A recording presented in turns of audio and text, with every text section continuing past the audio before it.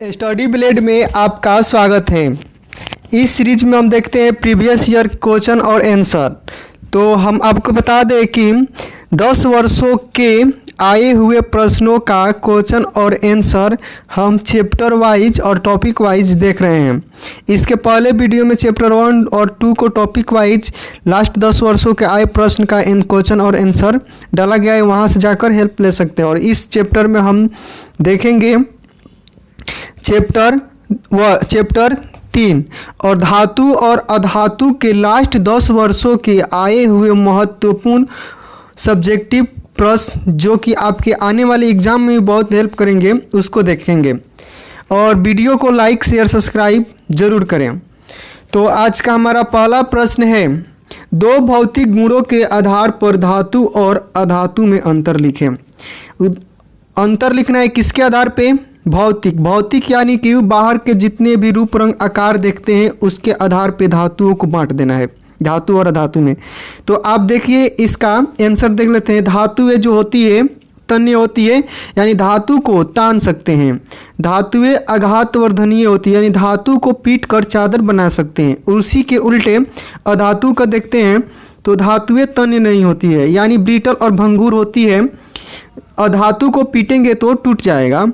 और अधातुएं आघातवर्धनीय नहीं होती है, अधातु को पीटने पर ये महीन चादर नहीं बनती है। कारण बताइए। तो और कारण क्या बताना है? सोडियम, पोटेशियम एवं लिथियम तेल के अंदर रखा जाता है। ये आपको बताना है ना कि सोडियम और पोटेशियम लिथियम को किरोसिन तेल के अंदर क्यों रखा जाता है, क्यों नहीं उसको सरफेस पर रखते हैं। तो इसका आंसर है सोडियम, पोटेशियम तथा लिथियम अधिक क्रियाशील धातुएं हैं। इन्हें वायु में खुला छोड़ देने पर यह आग पकड़ लेती है, इसलिए तेल के अंदर संग्रहित किया जाता है। यानी थोड़ा सा भी इसको वायु मिलेगा ना तो ये जल जाएगी, और जल जाएगी। इसी से बचने के लिए इनको केरोसिन तेल के अंदर रखा जाता है। और नेक्स्ट प्रश्न है, एल्युमिनियम अत्यधिक क्रियाशील धातु है, फिर भी इसका उपयोग खाना बनाने वाला बर्तन बनाने में क्यों किया जाता है? राइट आंसर इसका देखते हैं। एल्युमिनियम ऊष्मा का अच्छा चालक है। एल्युमिनियम वायु से अभिक्रिया करके एल्युमिनियम ऑक्साइड की पतली परत से ढक जाती है, जिसके कारण संक्षारण नहीं होता है, इसलिए इसका उपयोग खाना बनाने वाले बर्तनों में किया जाता है।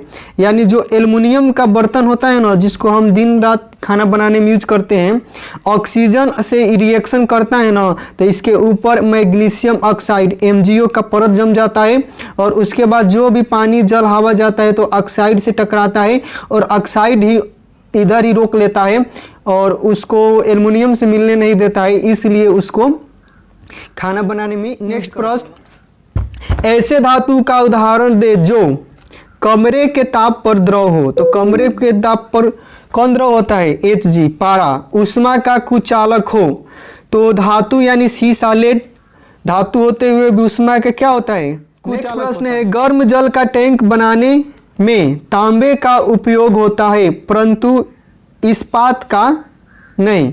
बोल रहा है ना कि जब गर्म जल का टंकी यानी गर्म जल को एक जगह से दूसरे जगह ले जाएंगे तो जो टंकी बनेगा तांबे का बनेगा, इस्पात का काहे नहीं बनेगा? तो आप बता दीजिएगा कि तांबा जो होता है ना जल से रिएक्शन नहीं करता है, विषैला पदार्थ नहीं बनाएगा, लेकिन इस्पात जो होता है ना भाप से रिएक्शन करता है, विषैला पदार्थ उत्पन्न करेगा जो स्वास्थ्य के लिए हानिकारक होगा, इसीलिए तांबे का बनाया जाता है, इस्पात का नहीं। तो राइट आंसर देखते हैं, तांबा जल के साथ किसी भी स्थिति में अभिक्रिया नहीं करती है, जो कि हम बता चुके हैं, लेकिन लोहा भाप के साथ अभिक्रिया कर ऑक्साइड एवं हाइड्रोजन गैस बनाती है, इसलिए गर्म जल का टैंक बनाने में। नेक्स्ट प्रश्न है, जिंक को आयरन सल्फेट के विलयन में डालने से क्या होता है? अभिक्रिया का उदाहरण लिखे। यानी जिंक है Zn और इसको डालते हैं FeSO4 के विलयन में, तो जिंक को FeSO4 के विलयन में डालेंगे तो जिंक लोहा से अधिक बरियार यानी सक्रिय है, तो ये Fe को करेगा अलग और SO4 को साथ में लेके चला जाएगा। तो आंसर देखते हैं, जिंक आयरन से अधिक क्रियाशील धातु है, अतः यह आयरन सल्फेट के विलयन से आयरन को विस्थापित करता है। पहले ही बताए थे कि Zn को FeSO4 में डालिएगा तो ZnSO4 बनेगा, लोहा को सिंगल हो गया, बहुत बेकार बात हुआ क्योंकि ये लोहा अब अकेले हो गया और ये तो डबल। और नेक्स्ट प्रश्न, एनोडीकरण क्या है समझावें। ये 2020 फर्स्ट वाली का आया हुआ प्रश्न है। आंसर देखते हैं। एल्युमिनियम की सतह पर मोटी ऑक्साइड की परत बनाने की प्रक्रिया को एनोडीकरण कहते हैं। यानी कि ये धातु एल्युमिनियम है और इसके ऊपर ऑक्साइड की पतली परत चढ़ा देंगे तो इसी को पतली परत को एनोडीकरण कहते हैं। और एल्युमिनियम ऑक्साइड की परत एल्युमिनियम को संक्षारण से बचाता है। यानी एल्युमिनियम ऑक्साइड पे वायु जल का प्रहार होगा तो ऑक्साइड रोक लेगा, धातु इस तरह से हमारा क्या हो जाएगा, बच जाएगा। और नेक्स्ट प्रश्न है, धातुएं जल के साथ अभिक्रिया करती है तो क्या होता है। जो भी मेटल होती है वो जल के रिएक्शन करती है तो क्या होता है। तो आंसर देखिए, धातुएं जल के साथ अभिक्रिया करके ऑक्साइड, हाइड्रा ऑक्साइड तथा हाइड्रोजन गैस बनाती है। लेकिन सभी धातुएं जल के साथ अभिक्रिया नहीं करती है। यानी कि जो धातु होती है ना H2O से रिएक्शन करेगी तो ऑक्साइड बनेगा, हाइड्रोक्साइड बनेगा और हाइड्रोजन गैस बनता है। और यह क्रिया सभी धातु के साथ नहीं होती है। जैसे सोडियम जल से रिएक्शन करके सोडियम हाइड्रोक्साइड और हाइड्रोजन गैस बनाता है। एल्युमिनियम जो रिएक्शन करेगा H2O से तो Al2O3 बनाएगा और H2 बनाएगा। तो इस प्रकार देख लिए कि धातुएं जब जल से रिएक्शन करती है तो हाइड्रोजन गैस जरूर बनता है। और नेक्स्ट प्रश्न है, क्या होता है जब धातु वायु में दहन करती है। जब वायु में धातु को जलाइएगा तो क्या होगा। तो जब कोई भी जिंक है और जिंक को ऑक्सीजन की उपस्थिति में जलाइएगा तो ZnO बनेगा, धातु के ऑक्साइड। तो आंसर है, धातुओं को वायु में जलाने पर धातु के ऑक्साइड बनते हैं जिनकी प्रकृति क्षारीय होती है। ये मैग्नीशियम है, ऑक्सीजन की उपस्थिति में इसको जलाइए, बर्न कीजिए तो मैग्नीशियम का ऑक्साइड बना। और इसकी प्रकृति क्या होती है, क्षारीय होती है, चखिएगा तो क्षार जैसा स्वाद आएगा। और नेक्स्ट प्रश्न है, उभयधर्मी ऑक्साइड क्या होती है। दो उभयधर्मी ऑक्साइडों का उदाहरण दें। तो उभयधर्मी यानी कि वैसे ऑक्साइड, मतलब वैसे ऑक्साइड जो अम्लीय भी हो क्षारीय भी हो। अम्ल के जैसे भी व्यवहार करें, क्षार के जैसे भी, चखने के बाद खट्टा भी लगे तीखा भी लगे, वही ऑक्साइड उभयधर्मी ऑक्साइड कहलाते हैं। जिस प्रकार से सभी में देखते हैं कि कभी कभी कोई गुण दोनों मिल जाता है, उसी प्रकार इसमें अम्ल क्षार दोनों का गुण मिला है तो उभयधर्मी ऑक्साइड हुआ। तो आंसर ऐसे होगा, ऐसे धातु के ऑक्साइड जिनकी प्रकृति अम्लीय एवं क्षारीय दोनों होती है, ये अम्ल तथा क्षारों दोनों से अभिक्रिया कर सकते हैं। ऐसे धातु के ऑक्साइड को उभयधर्मी ऑक्साइड कहते हैं, दोनों इसमें गुण पाया जाएगा। जैसे ZnO zinc oxide, Al2O3 PbO, ये सभी ऑक्साइड क्या होते हैं, उभयधर्मी हैं, अम्लीय भी होते हैं क्षारीय भी होते हैं। और नेक्स्ट प्रश्न 11 प्रश्न देखेंगे, चाकू की सहायता से किस धातु को काटा जा सकता है। तो राइट आंसर होगा सोडियम। और उसी का अगला प्रश्न है, लौह परीक्षण में सोडियम का रंग कैसा होता है। तो आंसर हो जाएगा सुनहरा। नेक्स्ट प्रश्न देखते हैं, कारण दे कि सोडियम को किरोसिन तेल में डुबोकर क्यों रखा जाता है। तो आप जानिए ना, सोडियम इतना क्रियाशील होता है ना कि इसको किरोसिन तेल में डुबोया कर रखा जाता है क्योंकि ऑक्सीजन ना मिले। अगर सोडियम को खुला में छोड़ दीजिएगा ना तो क्या होगा कि इसमें आग पकड़ लेगा। तो आग पकड़ लेगा तो बहुत हानि करेगा, आग लग जाएगा। तो आप इसको कहाँ पर रखिएगा, किरोसिन तेल के अंदर सुरक्षित रखिएगा। तो इसका राइट आंसर है सोडियम। सोडियम एक अत्यंत क्रियाशील धातु है, इसे वायु में खुला छोड़ देने पर आग पकड़ लेता है। खुला छोड़ दिए तो आग पकड़ लिया, तो अतः इसे सुरक्षित रखने के लिए किरोसिन तेल के अंदर। प्रश्न है, संयोजकता से आप क्या समझते हैं। तो आप आंसर देखिएगा, इसका ऐसे समझिए कि कोई व्यक्ति है दूसरे व्यक्ति से लड़ाई कर रहा है और लड़ाई करने के लिए जितनी उसकी शक्ति चाहिए उसी शक्ति को क्या कहते हैं, एनर्जी। और इसमें आइएगा ना तत्व में कि दूसरे तत्व से कोई दूसरा तत्व जिस दर जिस क्षमता से रिएक्शन करता है ना उसी क्षमता को हम संयोजकता कहते हैं। तो किसी भी तत्व के परमाणु में दूसरे तत्व के परमाणुओं के साथ संयोग करने की प्रवृत्ति या क्षमता होती है। किसी तत्व के परमाणु की इसी क्षमता को संयोजकता कहते हैं। यानी किसी तत्व के परमाणु द्वारा दूसरे तत्व के परमाणु के साथ क्रिया करने की क्षमता को ही संयोजकता कहते हैं। और जो संयोजकता होती है ना, संयोजी इलेक्ट्रॉनों की संख्या से निकलती है। यानी कि संयोजी इलेक्ट्रॉनों की संख्या से किसी तत्व की संयोजकता हम निर्धारित या निकाल सकते हैं। और नेक्स्ट प्रश्न है 13 और 13 का ए बी है, मैग्नीशियम की संयोजकता निकालें। जो मैग्नीशियम होता है Mg, उसका परमाणु क्रमांक 12। तो 12 होता है, तो इसकी संयोजकता निकालेगी, क्रिया करने की शक्ति कितनी है। तो आप जानते हैं कि मैग्नीशियम में 12 आदमी यानी 12 इलेक्ट्रॉन है और K में 2 इलेक्ट्रॉन रहता है, L में 8, M में भी 8। तो K में 2 दे दिए, L में 8 दे दिए और M में 2। तो आप ही बताइए M में रहते हैं 8 व्यक्ति और 2 व्यक्ति के लिए अपना M घर बनाएगा नहीं, इसलिए 2 इलेक्ट्रॉन को क्या करेगा, त्यागेगा। तो कितने इलेक्ट्रॉन त्यागेगा, 2। तो इसकी संयोजकता 2।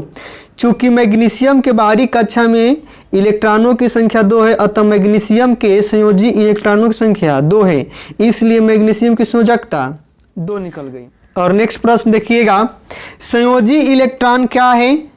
सोडियम परमाणु में स्थित संयोजी इलेक्ट्रॉनों की संख्या लिखे। तो ऐसे समझिएगा, कोई घर है और कोई घर के जो घर होता है उसमें घर में भी सब घर यानी कि उप घर होती है।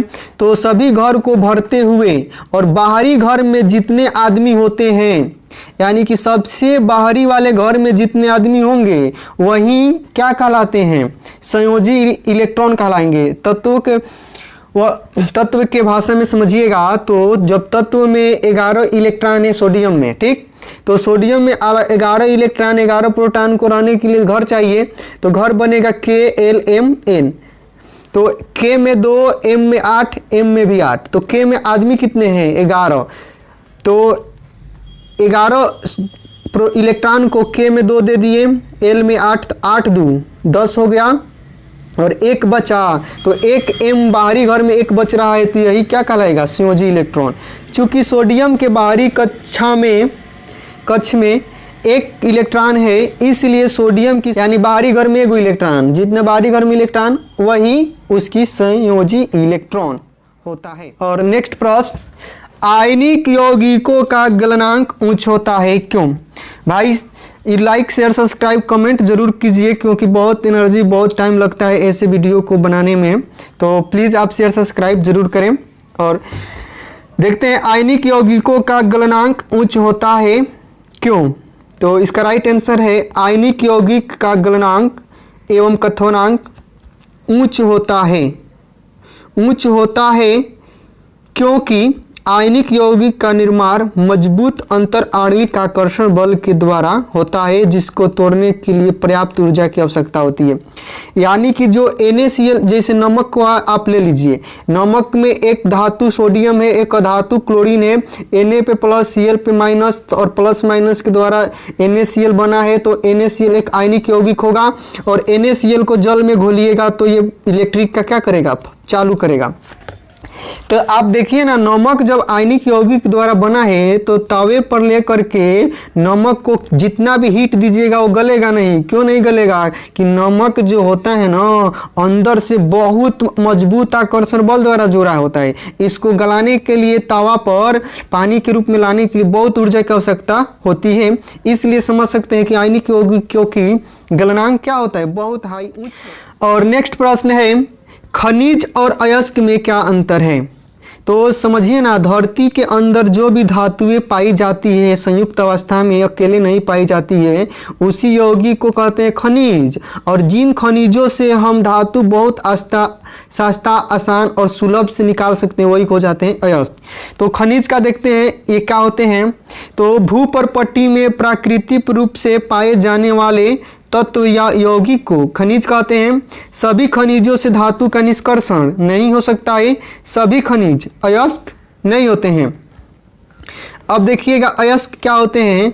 तो वे खनिज जिनसे धातुएं आसानी से तथा कम खर्च में प्राप्त की जा सकती है, उसी को क्या कहते हैं, अयस्क कहते हैं। और अगला पॉइंट है, सभी अयस्कों से धातु का निष्कर्षण नहीं हो सकता है और सभी अयस्क खनिज होते हैं। और अयस्क में हम अंतर देखें तो नेक्स्ट प्रश्न देखते हैं।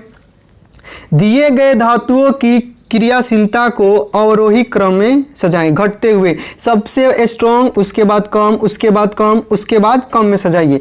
तो ये Zn है, जिंक है, और Fe लोहा है, कैल्शियम है, पोटेशियम है, सोडियम है। तो इसका सबसे क्रियाशील हो गया इसमें K, कौन, पोटेशियम, और उसके बाद सोडियम, कैल्शियम, मैग्नीशियम, जिंक, और उसके बाद लोहा। ये क्या हुआ, घटता क्रम हो गया। तो ये राइट आंसर देखते हैं। सक्रियता श्रेणी के मध्य में स्थित धातुओं के नाम लिखें। तो जो क्रियाशीलता होता है ना, एक ऊपर होती है, एक नीचे होती है, और एक बीच मध्य में होती है। तो मध्य में क्या होता है, Zn होता है, लोहा होता है, लेड होता है, कॉपर होता है। तो बीच में जो धातुएं होती है ना, उसी को मध्य क्रियाशील धातुएं कहते हैं। तो मध्य में कौन कौन होती है, जिंक, लोहा, लेड तथा कॉपर सक्रियता श्रेणी के मध्य में स्थित धातुएं हैं। और इसी का भी क्वेश्चन है, निस्तापन क्या है। निस्तापन के समय होने वाले एक रासायनिक अभिक्रिया को लिखें। तो यहाँ पे समझिएगा, ये जो निस्तापन है ना, कार्बोनेट अयस्क को भट्ठी में ले जा करके द्रव्यमाप से कम ताप दे करके और वायु की सीमित मात्रा में गर्म करके उसको ऑक्साइड में बदलना निस्तापन कहलाता है। जैसे कार्बोनेट अयस्क को सीमित वायु की उपस्थिति में गर्म कर ऑक्साइड में बदला जाता है, इसी प्रक्रिया को निस्तापन कहा जाता है। और निस्तापन से धातुएं ऑक्साइड में बदल जाती है। और निस्तापन किसका किया जाता है, कार्बोनेट अयस्क को। ये जरूर याद रखिएगा। और नेक्स्ट प्रश्न है, लोहे की यानी लोहा की वस्तुओं का जस्तीकरण क्यों किया जाता है। यानी कि लोहा जो होता है ना, Fe, ये Fe का रड है, और उस पर जिंक का पतली परत चढ़ाना ही जस्तीकरण कहलाता है। तो आंसर है, लोहे की वस्तुओं के ऊपर जिंक धातु की पतली परत चढ़ाने की प्रक्रिया को जस्तीकरण कहते हैं। लोहा धातु को संक्षारण से बचाने के लिए जस्तीकरण, यानी जो लोहा होता है ना, लोहा के रड के ऊपर जस्ता का परत चढ़ा दीजिए, वो जंग नहीं लगेगा। तो इसी को कहते हैं जस्तीकरण। और नेक्स्ट प्रश्न है, मिश्र धातु क्या होते हैं। मिश्र धातु के दो उदाहरण दे। मिश्र, दो या दो से अधिक धातु वो अथवा धातु एवं अधातुओं के समांगी मिश्रण। अभी बताए कि दो धातु आपस में मिल जाए, चाहे दो से अधिक धातु अधातु आपस में समांगी मिश्रण बनाते हैं, तो उसी को क्या कहते हैं, मिश्र धातु। जैसे पीतल और कांसा मिश्र धातु है, पीतल, तांबा और जिंक का क्या है, मिश्र धातु है। और इस प्रकार से मिश्र धातु हम देख लिए। और बहुत सी मिश्र धातु हमारे लिए बहुत उपयोगी होती है, जैसे स्टेनलेस स्टील, लोहा निकेल, और लोहा निकेल का बना होता है कोबाल्ट, और थोड़ा कार्बन भी होता है। ये बहुत स्टील होती है, जो सीढ़ी के रेलिंग के एकदम साइड में चमकीली लगी होती है, इस पे जंग नहीं लगता है। तो इस प्रकार धातुओं को जंग से बचाने के लिए हम उसको मिश्र धातु में कन्वर्ट कर देते हैं। और नेक्स्ट प्रश्न है, निम्नलिखित मिश्र धातुओं के घटकों को लिखें तथा इसका उपयोग बताएं। स्टील होता है ना, तो स्टील में कौन कौन से आदमी अवयव तत्व मिले हैं, ये बताइए। तो स्टील में लोहा, निकेल और क्रोमियम मिला होता है। पीतल में कौन मिला होता है, तो आपका राइट आंसर होगा तांबा, जिंक। और कांसा में तांबा और टीन, ये सभी अवयव हैं किसके, मिश्र धातुओं के। और नेक्स्ट प्रश्न है, आप लाइक नहीं कर रहे हैं, शेयर सब्सक्राइब जरूर कीजिए। यशद लेपन किसे कहते हैं, तो आंसर है यशद लेपन। तो लोहा का जो भी रड है, धातु है, उस पर जिंक का धातु की पतली परत चढ़ाना यशद लेपन, जस्तीकरण, गैल्वेनाइजेशन कहलाता है, जिसको पहले भी देख चुके हैं। तो यहाँ भी थोड़ा सा देखते हैं। लोहे की वस्तुओं के ऊपर जिंक धातु की पतली परत चढ़ाने की प्रक्रिया को जस्तीकरण कहते हैं। और नेक्स्ट प्रश्न है, प्लेटिनम सोना है आपके पास एवं चांदी का उपयोग आभूषण बनाने में किया जाता है। अरे कोई भी सोना होना चाहिए, पहनने वाला या बाबू सोना। तो नेक्स्ट प्रश्न का आंसर देखते हैं। तो पूछ रहा है कि प्लेटिनम सोना एवं चांदी का उपयोग आभूषण बनाने में, गहना बनाने में क्यों किया जाता है? अरे तो गहना उसी का ना पहनिएगा जो मैल यानी कि उसका रंग फीका ना पड़े। तो सोना चांदी प्लेटिनम कितनी भी रिएक्शन करती है ना, तो उसका रिएक्शन करके अपने ऊपर मतलब जंग नहीं लगा पाती है बहुत जल्दी, ठीक। तो इसीलिए इसका हम उपयोग करते हैं गहना बनाने में।